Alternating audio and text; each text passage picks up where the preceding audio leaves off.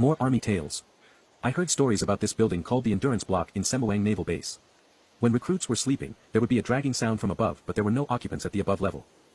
Tekong, there is this story about prowlers coming face to face with a white figure at the Jacob Ladder at the SOC ground. In Kranji North Camp, where the current MP's HQ is, prowlers doing their rounds at night would always have dogs following them. But every time when the prowlers reach the brigade side where there is a huge tree standing there, the dogs will not go near the trees and start whining and howling instead. There was a story from one of the instructors that a sergeant once committed suicide by hanging himself on that tree.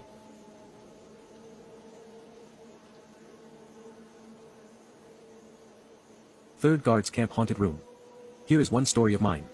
I was in 3 RD Guards Camp, which was beside the armor unit, the very Ulu one in Chua Chu Kang. On the day of my parents' visiting day, I was resting in my bunk as I was on a 10B. The rest of the platoon were doing fatigue at the grounds preparing for the parents to come in. Feeling bored, I took my ciggy and walked to the yellow box. As it's at the other end of the corridor, I needed to walk past several classrooms, and it's one of those with long window panes. As I walked past, from the corner of my eyes, I saw something white standing at a corner of the room. I immediately turned my head and see clearly, but it suddenly slipped under the bed. Cold sweats ran through my spine and I was wondering what the hell was that.